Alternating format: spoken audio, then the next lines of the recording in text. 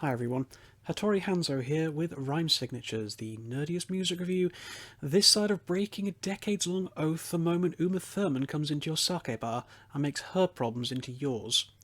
And today, we're going to be doing a review of the new Sigh album, Shiki. Okay, let's make one thing abundantly clear before we get started. I cannot speak a word of Japanese, at all. I struggle with konnichiwa, and I'm likely to butcher the pronunciation of every single song on this album in a hilarious fashion. I will do my absolute utmost, but my god, you've been warned. Let's be honest here, Japanese music often doesn't really make it outside of its homeland, and certainly not in a massively popular fashion. Even well-established and popular acts such as singer Utada Hikaru, glam metal act ex-Japan, or extreme metal bands Dir en Grey are relatively obscure as soon as you get past the border. If you were to ask Joe Public if they've ever heard of people like Ayumi Hamasaki, Hyde, or Seiko Matsuda, you'd most likely be met with very quizzical looks and confusion. For whatever reason, Japanese bands and musicians mostly manage to keep to their own borders, but still achieve an incredible degree of fame and reputation within the islands of Japan, even if no one else outside there has ever heard of them. It's honestly a real shame, as there's a lot of stunning acts and artists out there if you're willing to dig around a little. The aforementioned Dir en Grey and ex-Japan have put out some of my absolute favourite albums ever, such as Ouroboros by the former and Art of Life by the latter.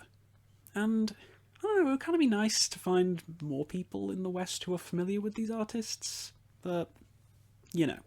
That brings us neatly actually to the subject of this video, the band Sigh, who are similarly responsible for creating what I consider to be one of the best examples of experimental black metal ever made, imaginary sonicscape. And now, in 2022, they are back with their brand new release, Shiki.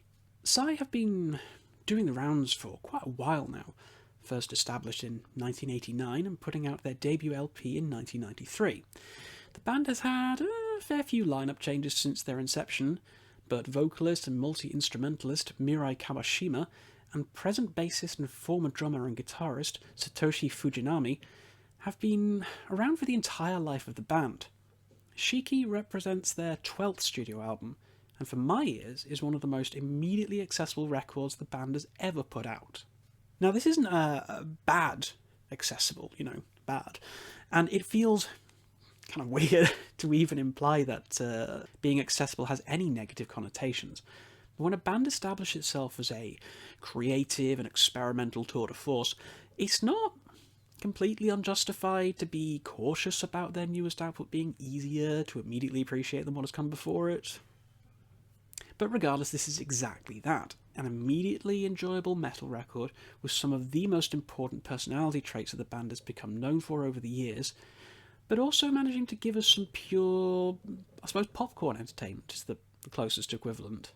After an incredibly brief intro track, things kick off with Kurai Kage, setting the stage for what we can come to expect, with Kawashima's vocals honestly sounding kind of straight up like a anime villain delivering a sinister monologue. There's some great keyboards underneath this aural assault, but what really, honestly stands out on this song, and frankly on Shiki overall, is the guitars.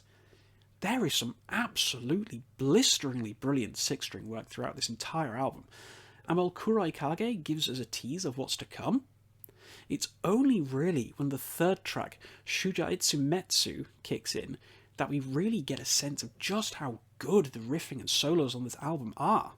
The pace is pretty relentless, almost really at times feeling a bit like a thrash metal album rather than black metal, but regardless, Sigh manages to find moments within moments to step on the brakes, to give the listener a chance to catch their breath, but only for a moment.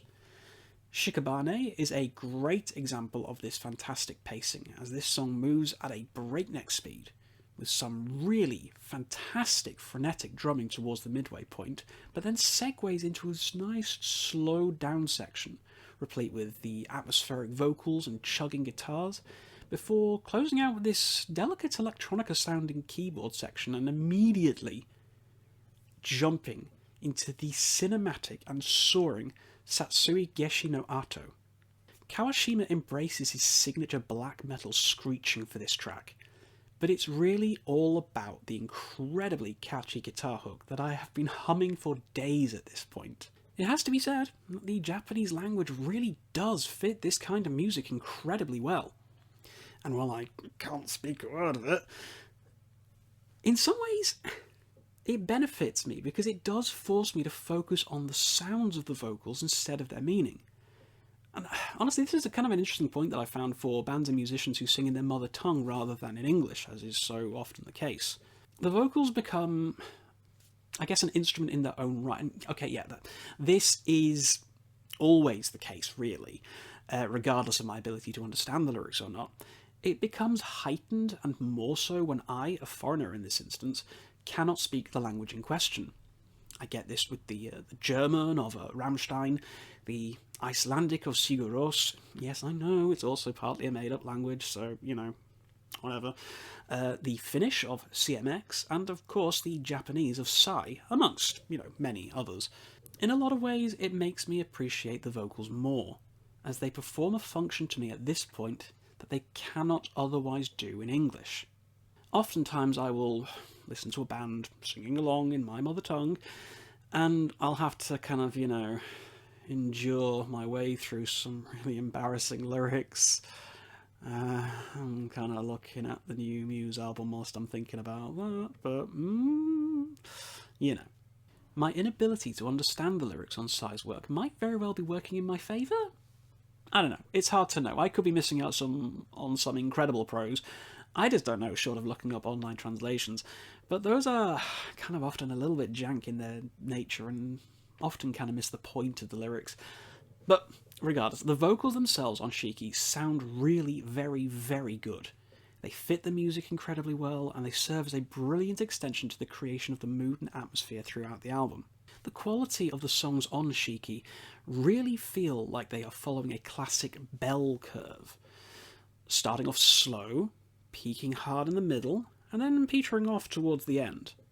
The three-hit combo, though, of Satsui Geshi no Ato, Fuyu Gakuru, and Shuku is absolutely relentless and frankly brilliant, serving up a good 20 minutes of the album's 46-minute runtime, and demonstrating that experimental creativity that I've come to know and love from the band, chucking in some off-kilter brass instrumentation, some dazzling keyboard licks, and again, as earlier mentioned, always with those soaring, unbeatable guitar solos. They just sound so good.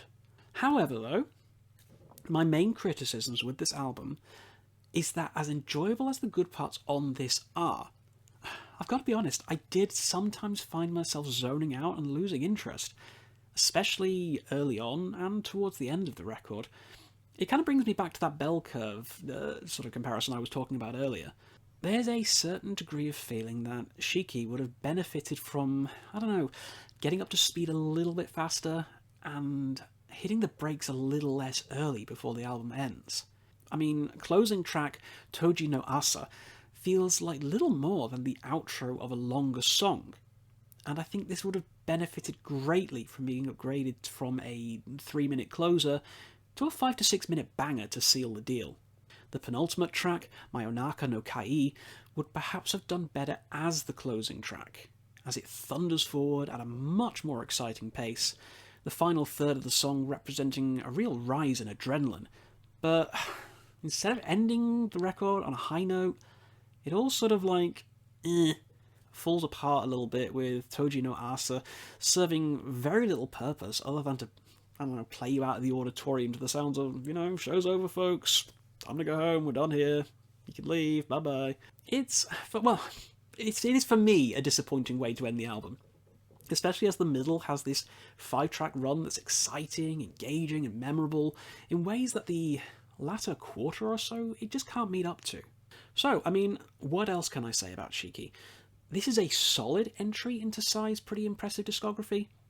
Now, I don't think this will cement itself as a fan's favourite record, nor will it scrape the bottom like Gravewood does for me.